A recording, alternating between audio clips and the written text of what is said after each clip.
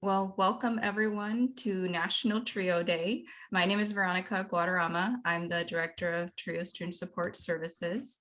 So today we are here to honor Trio programs across the nation. On February 24th, 1986, our congressional representatives declared a sense that on February 28th, 1986, should be designated as National Trio Day to recognize Trio programs and their achievements.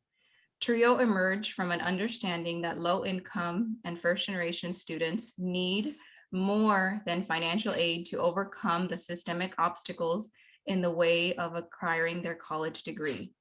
National Trio Day focuses the nation's attention on the needs of disadvantaged young people and adults aspiring to improve their lives and help them become contributing citizens of the country and to recognize their talent and make an investment in their lives. By recognizing Trio programs and the potential and talent of low-income and first-generation Americans, we open the doors to educational access and opportunity for all. So that's what we're here celebrating today. So thank you for your presence, and we hope you enjoy our event. Now I'll pass it on to Anita De Leon. Hi, everyone. Good to see you. I know not everybody has their screens on, and that's completely okay. I'm sure you guys are all in the middle of dinner and what have you. I just appreciate your presence here. Students, I want you to know how many staff from Big Bend I see on, some of your academic coaches from Upward Bound are on. We have the president of Big Bend Community College, President Sarah Tweedy is on if you want to wave. You'll see some more about celebrating National Trio Day together as a campus in a video in just a little bit. But I want students to know how many people are here to support you and to share the successes that you have. And that's amazing. You know, we're coming together as a community, and I really appreciate that. So one of the things that we like to do when we celebrate National Trio Day is to give you just a little history lesson about Trio, because a lot of times there's confusion. Okay, what is Trio? Wait, Trio Upward Bound and Student Support Services at Big Bend, are they the same? Are they different? I'm confused. And don't worry if you feel like you're one of those, because we get that a lot, even though Trio programs have been around for a long time. So I'm going to share a short PowerPoint. It's not going to be a long history lesson, I promise. So I'm going to go ahead and share my screen here. Let's see.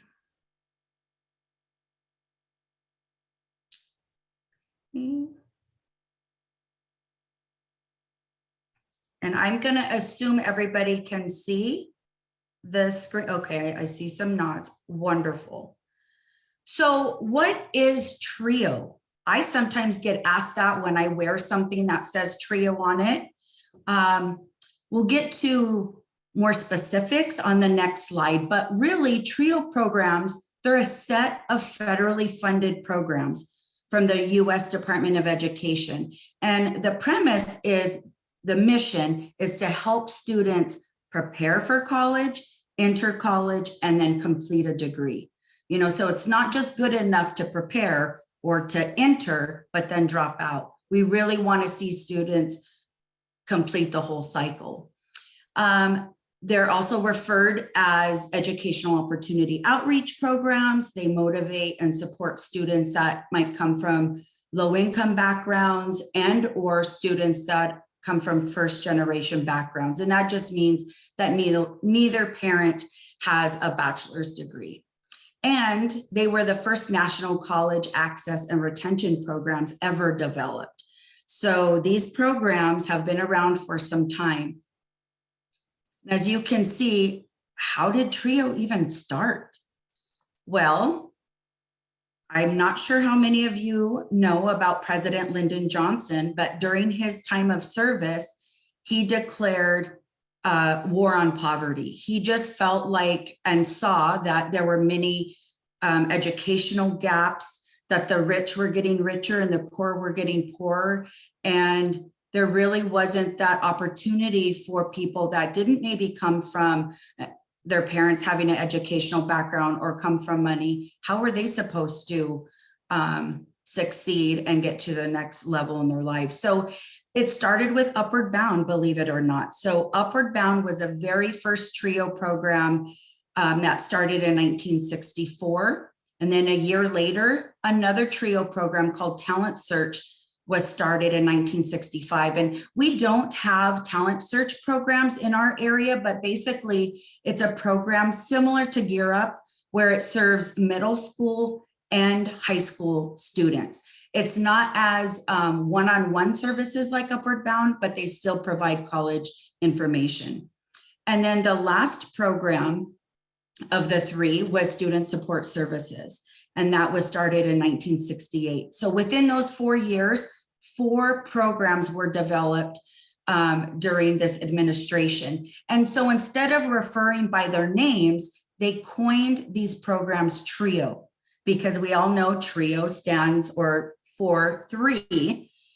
And so now, as I go to this next slide,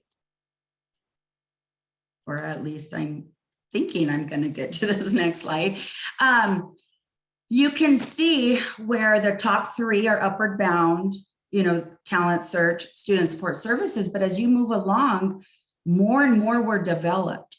So there are more than 3 TRIO programs, but because that name just stayed with people, we've continued to use the term TRIO, even though there are more than 3 programs. So there's an EOC program called Educational Opportunity Centers, and those help non-traditional students. So usually students that are maybe trying to get back into education system. They've been out of school for a long time, things like that. There's a Veterans Upward Bound program. So it's just working with military veterans. There's also a program called TRIO Training. It actually doesn't recruit students, but instead it uses its funds to develop professional development workshops and seminars for all TRIO professionals. And then there's TRIO McNair program. So that is a program for graduate students. So students, if you ever want to go get your master's or your PhD, there is a TRIO program that can help you. And then the last or the newest TRIO program is TRIO Upward Bound Math Science. So it's very similar to Upward Bound, but just really focusing more on STEM. So as you can see, students, this is a pipeline. What that means is if you're in Upward Bound, when you go to college, hopefully the college you attend has a student support services program. And then if you want to continue on to McNair, you can do that and have that support. And that's what I really like about TRIO is it serves as a pipeline. So Upward Bound has been at Big Bend since 1967, 55 years. Just amazing stories we have to tell about the successes of students. I'm excited this evening you get to hear from one of our graduates. And it's just motivational because I know one day in the future, one of you will come, we will ask you to come and speak at an event like this and share your successes. And that's what motivates TRIO staff to continue, because we believe in our students and we believe in this mission. And Student Support Services has been at Big Bend since 1978. They took a little hiatus and then came back again in 1997, but they've also been a very strong program at Big Bend. There's actually 2 programs. They recently were funded for a second Student Support Services that focuses in STEM. So who does Upward Bound serve? We serve 115 students from 4 target high schools. Those high schools are Moses Lake, Othello, Royal City, and Warden. And the students we serve are 9th grade to 12th graders. We do focus on recruitment early. So we try to recruit students in 9th grade. So we have the 4 years to work with them and prepare for college. And 2/3 of all of our students that we serve are both low income and first generation, and a third are either or. And to be eligible, students need to be a US citizen or legal resident, or in the process of becoming a legal resident, and just have that desire and motivation to attend college. So some of the services that we provide, and you're going to see when we get to student support services, that they offer very similar services as well. So academic and personal advising, with not just COVID, but I think that really just compounded some of the issues that our students are facing. And I'm talking about mental health and your wellness.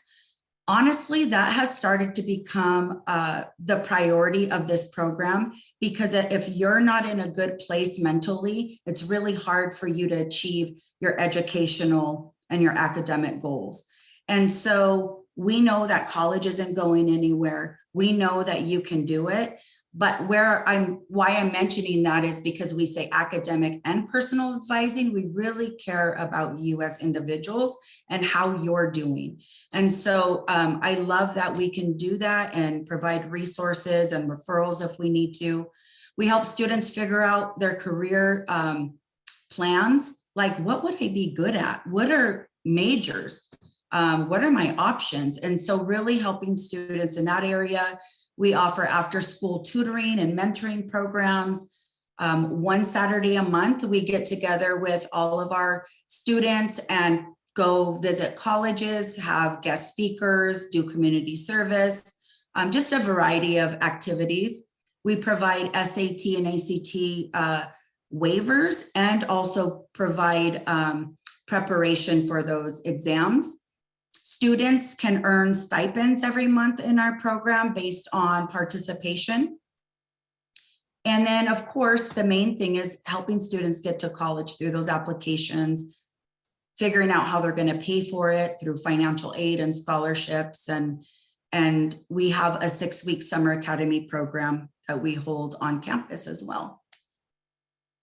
So student support services, who do they serve? Well, they serve 310 students at Big Bend, and they have 2 grants, a classic, which is like an original grant, and then the student support services STEM program.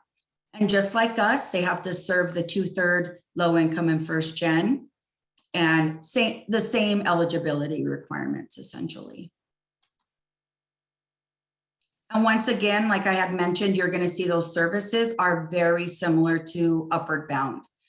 So we're just going to continue those from high school. And now when you get to college, you're going to have those similar services provided to you. And this is the last slide, but I think it really makes an impact to read that over 5 million students have graduated from college with support of TRIO programs since they started in 1965. That is huge. You know, I just think about that 5 million students. If TRIO didn't exist, where would those individuals be? And you know what? TRIO doesn't just impact you. It impacts your siblings. It can impact your cousins, your parents, family members. So it really spreads out. And I've seen it. We've witnessed many families and relatives and friends go through it because somebody they knew also went through TRIO. And in particular with Upward Bound, students are 4 times more likely to graduate with a bachelor's degree in 4 years than students from similar backgrounds who did not participate in TRIO. And, you know, a lot of times we ask students, what does TRIO mean? What is TRIO? A lot of students say TRIO's family. You know, it's more than just getting to college. It's that connection and relationship that's built, and it's a very strong support system. And I could not be more proud to say that I've been experiencing all the successes of TRIO for 23 years, and there is not a place that I would rather be than with TRIO. And I mean that from the bottom of my heart. Students think they're getting a lot from TRIO programs, but we really get a lot from our students and their families. So just thank you. We're proud of you. We care about each and every one of you.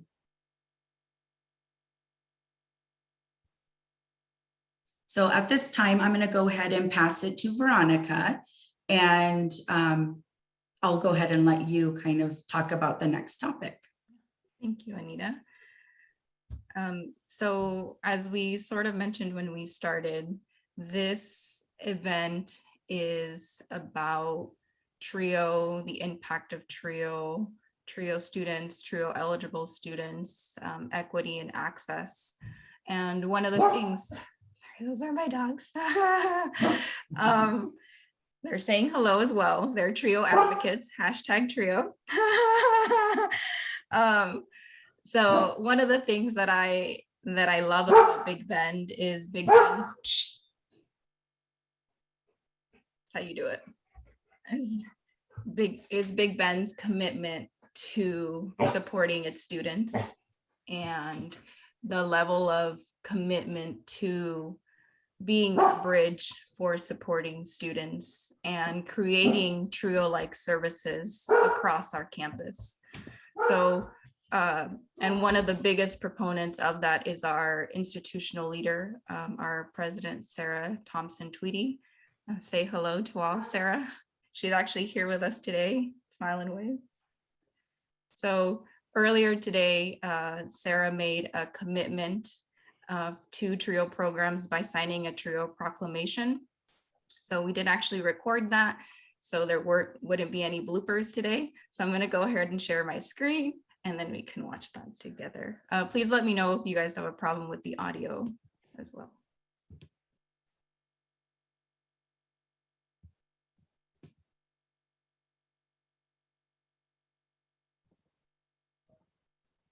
Can't hear it, huh? Oh, it's because it's muted here. Okay.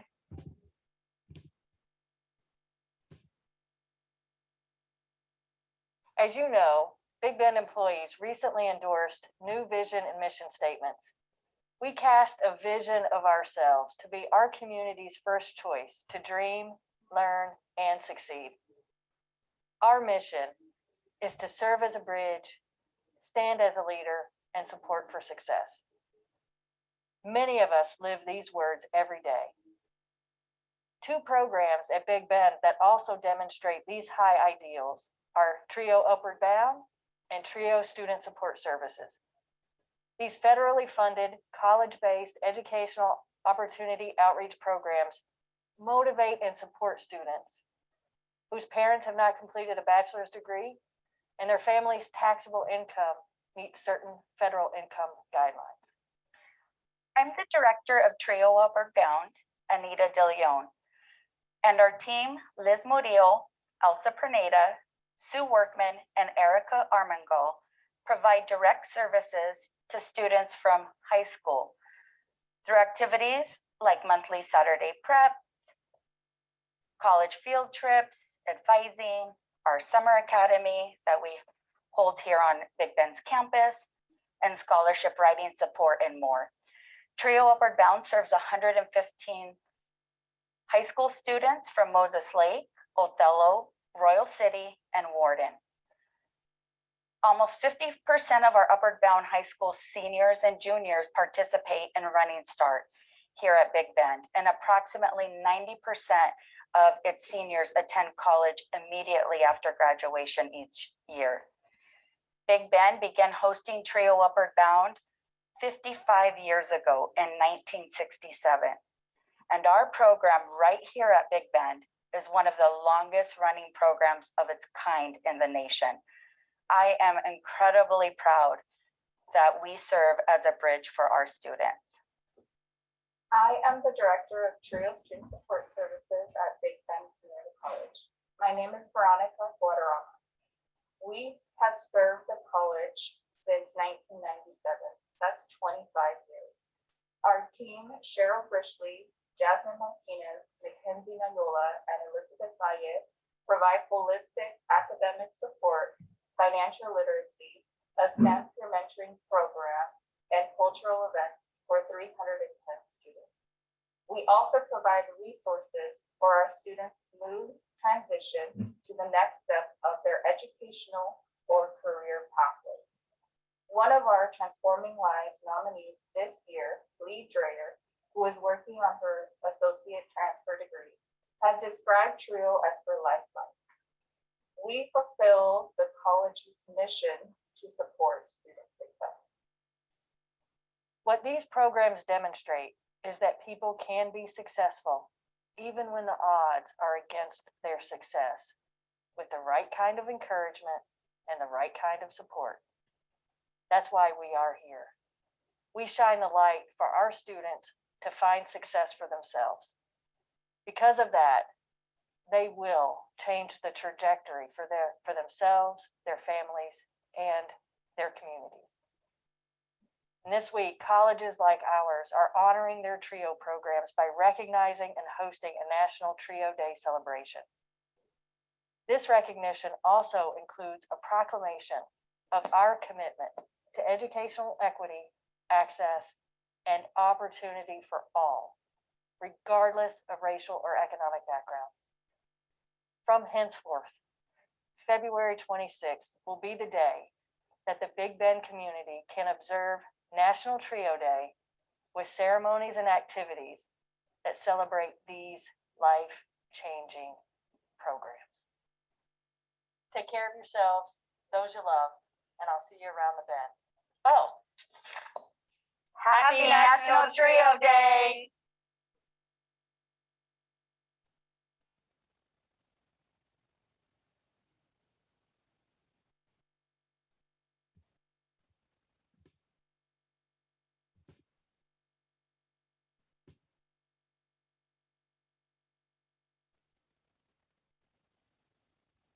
Woohoo! I see some people clapping. I'm going to just cheer. We had some serious fun making this video today. And sometimes, you know, laughter is important. And I see the president laughing and several others that were involved, but we just had such a great time. Maybe it wasn't perfect, but you know what? It was genuine and we had some really great laughs. So next, I just wanted to share quickly that part of celebrating National TRIO Day, we feel it's important to also give back to the community. And so this year, both of the TRIO programs, or actually all three of the TRIO programs, have partnered with the Salvation Army and found out what their current needs are. And they had asked if we could raise or get donations for new socks for all ages and in men's clothing. They are in need of any sizes, used or new men's clothing. So we've decided not to stop the deadline at this week and to give it one more week before we donate all of the goods to the Salvation Army. So if you have not had the opportunity, for Upward Bound High School students, you can drop those off with your academic coach. Our Running Start students, if you let us know, you could meet us, drop it off in Building 1000 on campus, or you can just contact your TRIO advisor and we would be happy to meet you somewhere to pick up those collections. Veronica, where can your students make their donations? We have been telling them to make their donations directly to the Salvation Army. They have their address, and with the coordinator, they just tell the coordinator that they're from TRIO and they'll write their name down, and then we're coordinating with them that way. Okay, wonderful. So if anybody else, who's watching and you're not a TRIO student, this is just a community effort. So I'm sure the more the merrier, they would really greatly appreciate it. So that is what we plan to do this year for our community service project. And I'm excited to see, what gets collected. So really, I'm all anxious because the moment I've been waiting for is story time. I don't know about you, but every time I hear a story from any student, really, whether it's TRIO or not, and it's a success story, it just gives us that motivation, like, okay, what we're doing matters. Because I know sometimes I have those days where I'm like, am I really making a difference? And I'm sure some of you that are educators might feel that way too, but The answer is yes. Yes, our presence matters. And when I hear these stories, like I said, it just gives us that extra oomph to keep going. And so it's going to be my pleasure. I'm going to go ahead and do a little intro. It's my pleasure to introduce our keynote speaker, Eva Alvarez. She is a Trio Upward Bound graduate from Royal High School. So just listen to this, students, Royal High School. Some of you, we have a lot of Royal High School students in the house. She was just like you. She's a proud daughter of immigrant parents from Mexico, and she advocates for immigrant rights. She holds a master's degree from Western Michigan University in public administration and is the public policy coordinator for the Michigan Immigrant Rights Center. In that role, she focuses on lobbying for and influencing local, state, and federal policies impacting immigrant rights. Eva works to ensure that policies are a true reflection of our country's values by being inclusive of immigrants and their families. She has also represented clients before the Executive Office of Immigration Review and the Department of Homeland Security. In 2018, she helped launch Empowering Latina Leaders and Advocates for Success, the first professional network in Southwest Michigan. In 2018, she was awarded the Vision Award by the Hispanic Latino Commission of Michigan. I'm getting emotional just thinking about where Eva started. We were with her in the 9th grade. And when you hear this, and I even Eva, I'm sure for you, you're like, wait, is that me? It is you. And I want students to know that they're going to make an impact, whatever it is they decide, and it can be big. Just like I've seen pictures of you on social media. I told her I stalk her, at the Capitol with representatives in her business suit, with her briefcase, traveling. I'm just like, oh, I have chills. So without further ado, we'll just let her tell her story. Let's welcome Eva Alvarez. Wow. Thank you so much, Anita, for that beautiful introduction. I'm really trying to hold back and not get emotional because seeing all these students online right now and hearing the purpose of TRIO and just reminding ourselves, that TRIO really does work. It's hard not to get emotional. And it's just such a beautiful program. And I'm just so excited to share my story and help students understand, that I'm from Royal City, Washington, and right now in Michigan. So all of you right now are making me feel like I'm at home, even though you guys are all virtually. I miss Washington a lot, but we've connected, and we were just reminiscing a lot of the programs and experiences that I was very fortunate to have in Royal City. But I just want to take a quick minute, and for those students, I'm just actually kind of curious to see who's joining us and from where. So if students if you feel comfortable, just take a second and on the chat, just include your city and high school. I want to see how many Royal City students we have.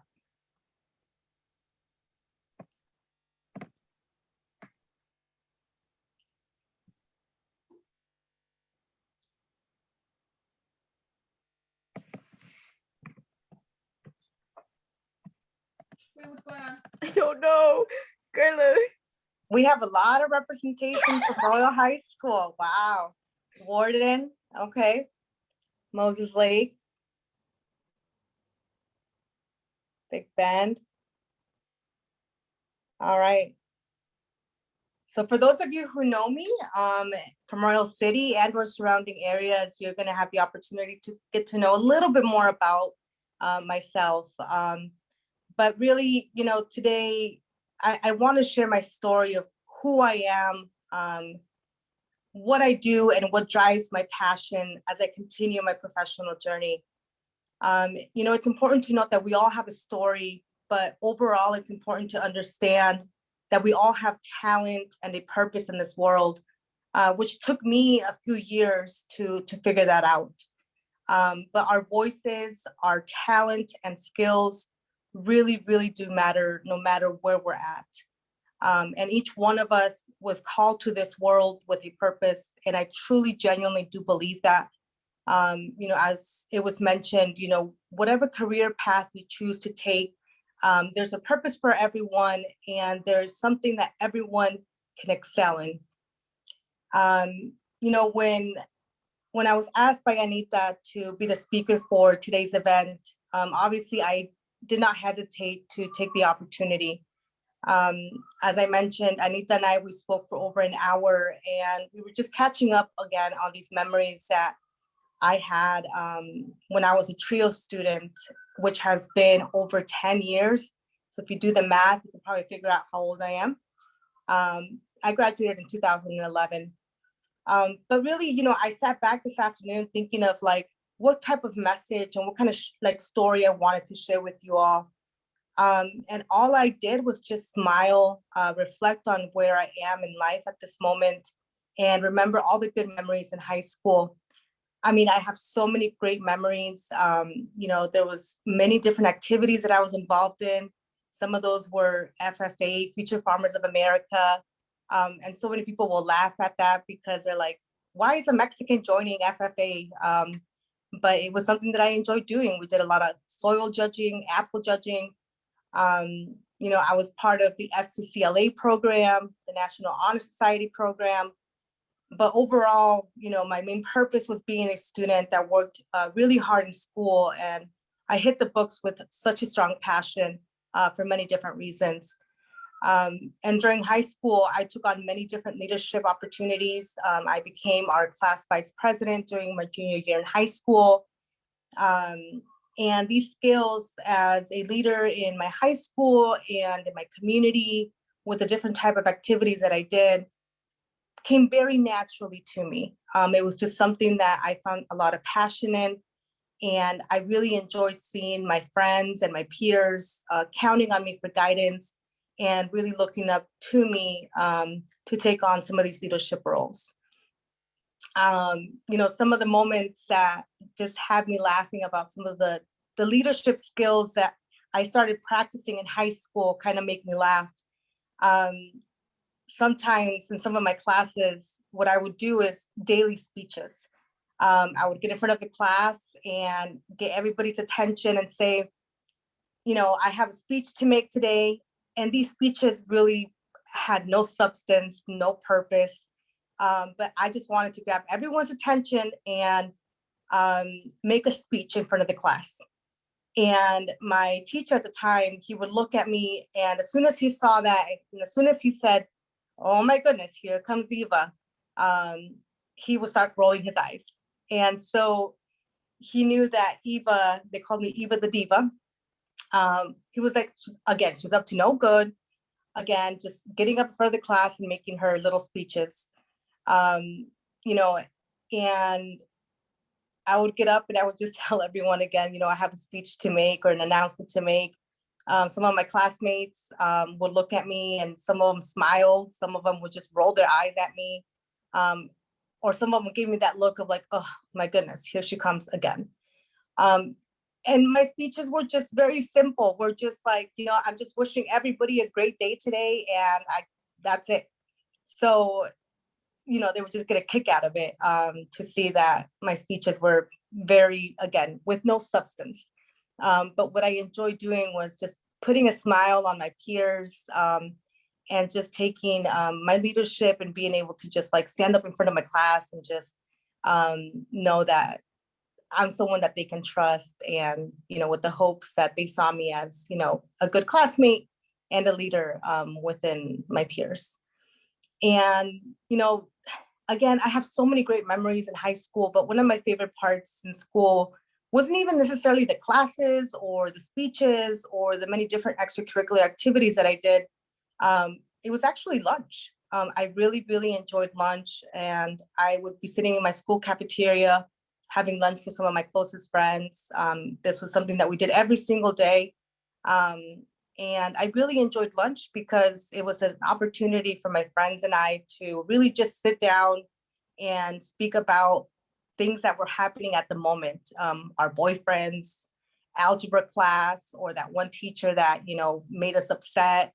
And really, the biggest part was always talking about our future, and what it was going to be like. I remember telling my friends that I was going to go to college and I was going to be a very successful CEO for a Fortune 500 company, that I was going to be making lots of money and drive a very nice vehicle and have a 2-story home, with so many different bedrooms that I could host people and host my family in it. And, I was dreaming so big, about this perfect life that I wanted. And as a kid, it's great to imagine and dream for what may seem like the impossible. But for that reason, it's just important to just know that, it's not dreaming for the impossible. It's just having that drive and having that vision to know that it's out there, that you can do it, whatever it is that you dream of or dreamt of. And while I was living that dream in my head and having those conversations with my friends during lunch hours, there was another reality that I was dealing with, though. At times, I really did not know what type of future I was going to have. And we've all heard this saying that your future doesn't have to be your past, or that your future doesn't define you. But I genuinely believe that your past makes you who you are. It has built certain character traits, because of the experiences that one goes through and how you overcome them. And so,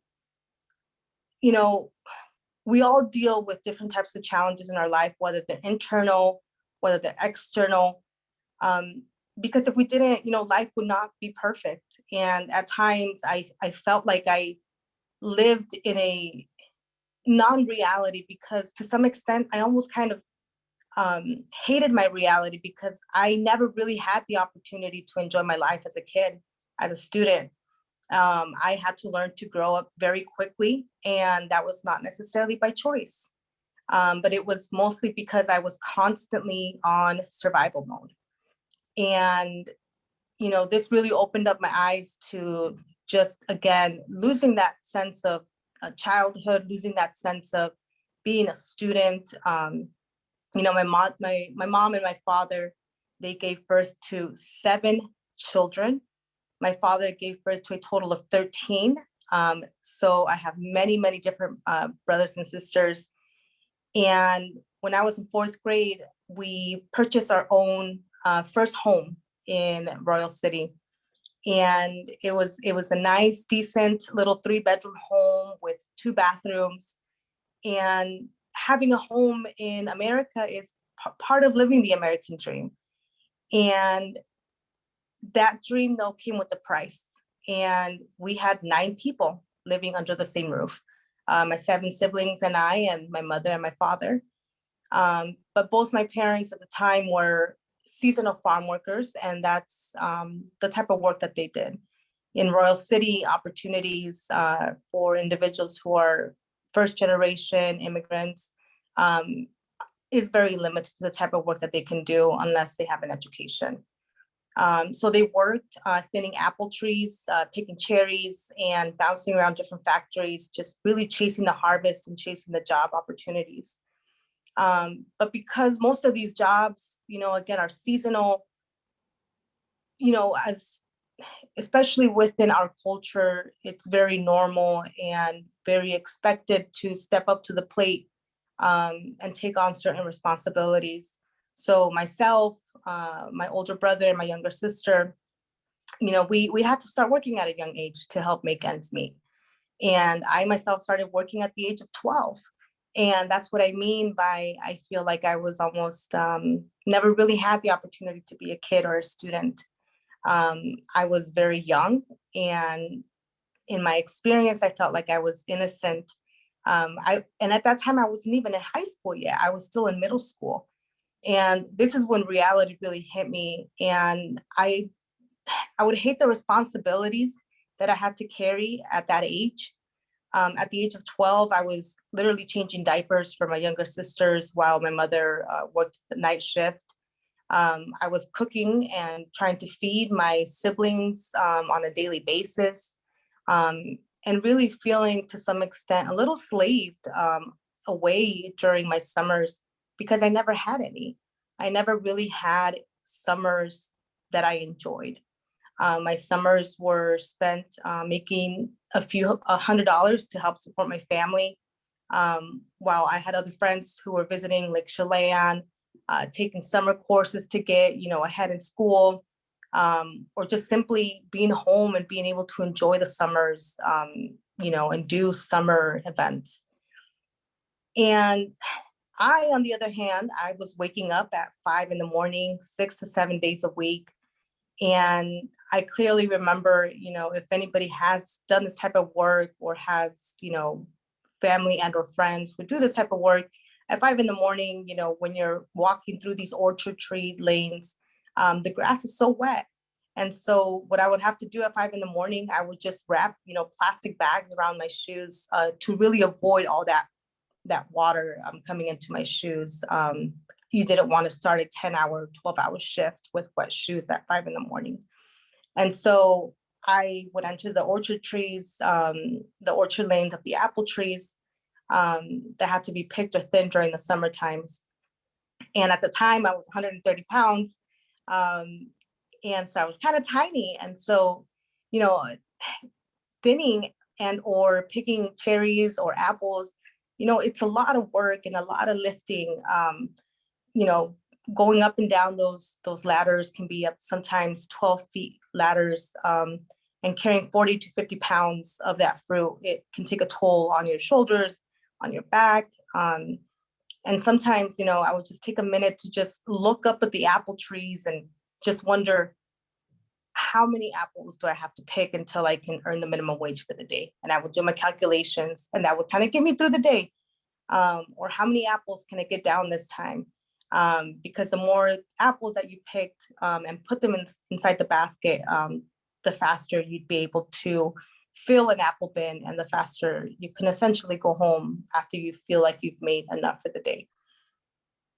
And so during those lunch breaks with my mother, while I was doing that type of work in the summer, we would just sit down on top of the apple buckets and eat our food.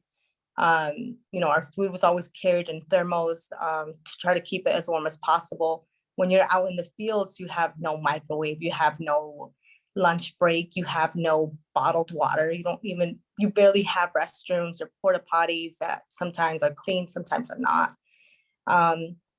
And we would have many different conversations while we were sitting down, just to take a quick bite. And she always told me, Eva, she's like, you need to go to school so that you don't end up like me. She's like, you don't need to live this type of lifestyle. She's like, I'm getting older and these jobs are very labor intensive and they will take a toll on your body as you continue to age. And I would sit there, I would just listen to her, and I would get back to work and remind myself that it was only temporary, that it was just for the summer and I would go back to school. And working every summer became a norm, so that I can help the burden of our own household. And so that I could purchase, my own clothes for school, my school supplies, and just have, some extra cash for my own personal needs. However, having summers was only the beginning of losing my time as a kid. As high school approached, now we're moving from middle school to high school, but as high school approached, my responsibilities became even greater. I was getting older. I was, more mature at the time. And so at the time, my mom was working 3 jobs and my father was working year round, making minimum wage, doing the same line of work as a seasonal farm worker. And it was nearly impossible for them to put enough food on the table. With 7 children, being able to clothe us and paying the bills, and sometimes even making the mortgage payment to the place that we called home. And as the second oldest, I was afraid to, ever ask for any type of assistance because I knew there wasn't any. So I decided to work a full-time job as I entered high school. I worked, with individuals who were working to actually support their families. I was working with full adults. Um, and at the time, I was in high school, and even during high school, I was working 8 hours, and I was in school for 8 hours. And in between driving and catching a meal to eat, I ended up sleeping 4 hours a day. And so it was really a lot of tough work to balance a full-time job at 14, 15 years old and maintain my good grades. However, I'm very happy to say that I did excel a lot academically. I always was a great student. Um, and at the end of each pay period that I received, my paycheck, I literally handed over my paycheck to my mother to help ensure that, the mortgage was paid for, that the bills were paid for, that, any needs in the household were met. And, I put no thought into my contribution as a 14-year-old because I believed that it was the right thing to do at the time. I had the ability to do it. Without really recognizing the what I was losing at the time. And again, I felt like I had no choice. When you live in poverty and when you're working on trying to just make ends meet, it's something that needs to be done. And so, however, there was so many things that I learned from these experiences, and starting working at that young age and taking on full adult responsibilities. It made me a hard worker. It taught me how to have a lot of self-discipline and just be financially independent. And these traits really led my ambition to keep pushing through and knowing that one day I would escape from poverty and be financially dependable, or at the very least, be able to be in a place where I was comfortable and not have to do that type of work. And so, both my father and my mother, they worked tremendously hard, and I barely saw them. They would only really come to the house, just come eat and sleep. And I grew up being like the second mom, to my siblings. But that also meant that I had no real mentor, even in my own household. I had no adult friend to talk to about life, to talk to me about school, to talk to me about my goals or what inspired me to do anything in the future. And I really was craving that success. I was craving that urge to just leave, that lifestyle of living paycheck to paycheck and not being able to make ends meet. And so, even though I really craved this lifestyle that I wanted to have, was just to go to college and have a decent job, I was still walking blind to some extent. I didn't have any family, like I said, who was in college or who could guide me through the process or just have these simple conversations. My family, who is very dear to me, they have their own unique challenges, but it was extremely dysfunctional. We had no sense of goals. My brothers weren't being mentored. No one was really being mentored because, again, we lack that ability to be able to have those type of people in our lives when you're first generation and don't have anybody to talk to. And so,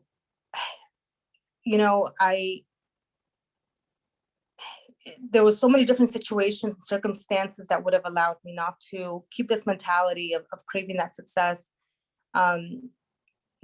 Having parents who were constantly working and not being able to be home.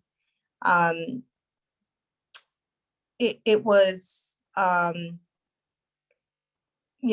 father, he was a long time recovering alcoholic. My brothers were not mentored either, like I said. And it would really hurt me just to watch, my oldest brother who dropped out of high school, he dropped out in 9th grade. But I was like that special student who just wanted school, who wanted more. Being around that and being around constant involvement with like gangs, affiliations, and, just substance abuse, it, these types of like your environment can play a huge factor into your way of thinking. But what really kept me going was just that positive mentality and being able to keep my feet on the ground and just keep reminding myself what my end goal was, which again, it was just to really just go to school and leave this type of lifestyle. And so, I didn't let anything derail me from my journey. Thank you, Anita. So working and just being part of these extracurricular activities was really my way of maintaining positivity and maintaining my focus. And so I quickly learned that in order for me to go to college, that I was going to need some help. And that's when I really learned about TRIO. And I'm speaking today as a testament that TRIO really does work. But we have to do our own part as students. And with the help of TRIO, I transitioned over to Washington State University. And as I mentioned earlier, I was very engaged during high school, and I was a leader, and I was somebody who was not afraid to speak up.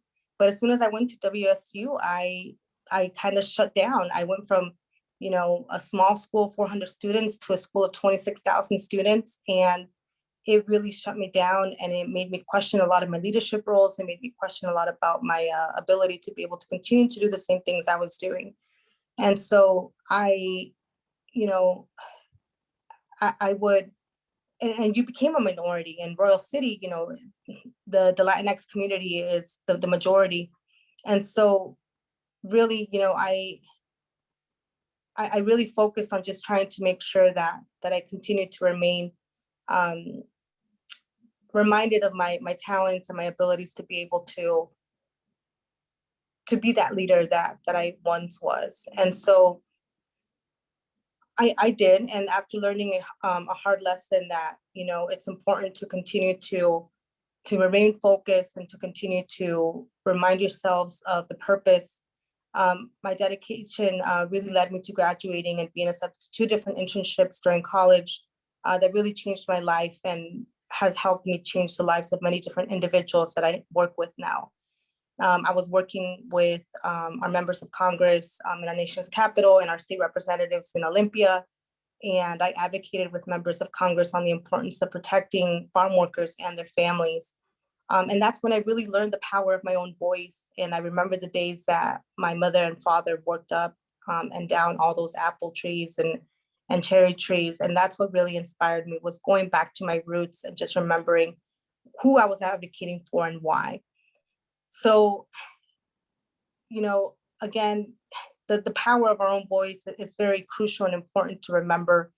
And it really doesn't matter if you want to follow a similar career path as mine. You can be anything, you can be the next doctor, the next nurse, the next carpenter, and business owner, whatever you want to do, be an entrepreneur. But what really matters is that we're all people and that we need to be seen as such. And for that reason, your voice is very important to be able to use that in the platforms that you're in. Those who represent us, whether it's in leadership clubs, institutions, or legislative chambers, they want to hear from us. They want to make sure that those individuals who are being impacted by any type of policy, by any type of decision, key decisions that is being made, that they are hearing from the people who are being most impacted, or an advocate who can speak on behalf of individuals who are marginalized or oppressed. And a colleague of mine, shared a very powerful piece of advice, and I'll end with this very quickly, that he said, if you're not at the table, you are on the menu. And so to me, that interpretation was that if you're not where decisions are being made, essentially someone else is making them for you. So that is why, I found it very critical that people of color or people were not representing the community that now I work for, which are immigrants, seasonal farm workers, and making sure that policies are being changed locally, statewide, and nationally to ensure that they feel welcomed and integrated into our communities. And so I just want to end with saying that it's important to make sure that we acknowledge the possible weaknesses and challenges that we may face, but never forget, stay grounded and not forget why we do what we do. And just to remember that, we can be a better version of ourselves, for ourselves and our communities, to ensure that our power, our voices, and our talents are being utilized to the maximum. So, it's just such an honor to be able to just sit back here today and speak with you all and just share a little bit about my story. But, it's very beautiful to see how many students are here today, and just how much support you have. Use that support, use those resources, and bring others along into your journey, because it's a lifelong mission. And so always do a check-in with yourself and make sure that your current plans and actions are aligning with your mission.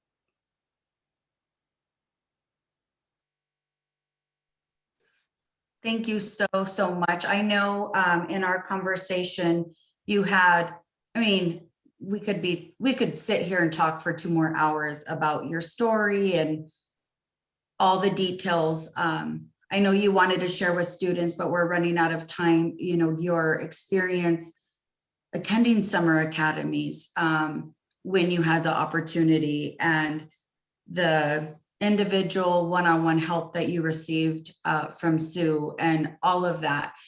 But your message is heard.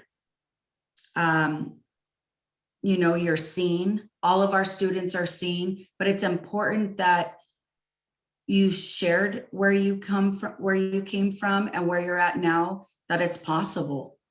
It is possible to think outside of our small boundaries, and you continue to press forward. And I know, I don't know if you were able to have a slide. I know you wanted to share a picture of your family. I'm not sure if you were able to put that together or not.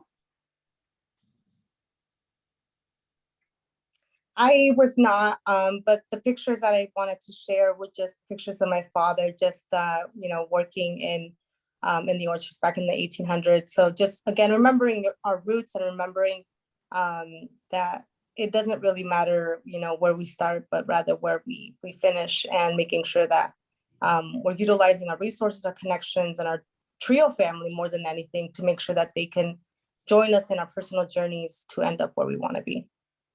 Wonderful.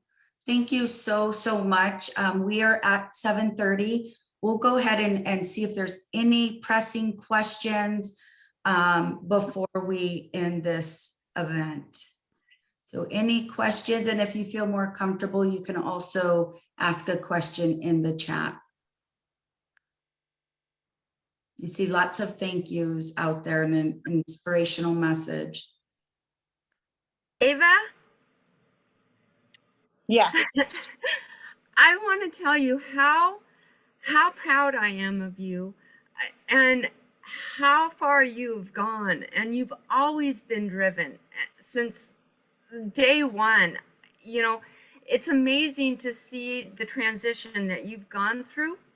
I know that now, hearing your full background and your story, it shows how much tenacity that you have, and how much energy and thought and planning that you put together, and how driven you are. It's not were, it's you are. You've been driven since day one, pretty much. And now to see, seeing you as a freshman, and then now seeing you as this mature adult, it just warms my heart. And it makes me so happy. Tears come to my eyes for you. You found your passion, and it's so heartwarming. And I don't remember if you remember conversations that we had, find your passion versus find a job that equals money. You got to do what your heart says, and look at you. You need to raise your hand and pat yourself on the back. Thank you so much, Sue, for those beautiful words. And Sue was my mentor. She guided me throughout the whole process, and just again, take advantage of it. And as you see, it's been over 10 years, and we're still part of this family, and the family just continues to grow. And I'm very happy to be a part of it. Thank you so much, and we will continue to be in contact. Thank you, everybody, for joining us this evening. We really appreciate your time, and it shows all the support that's out there for all the students here tonight. So take care and have a good evening.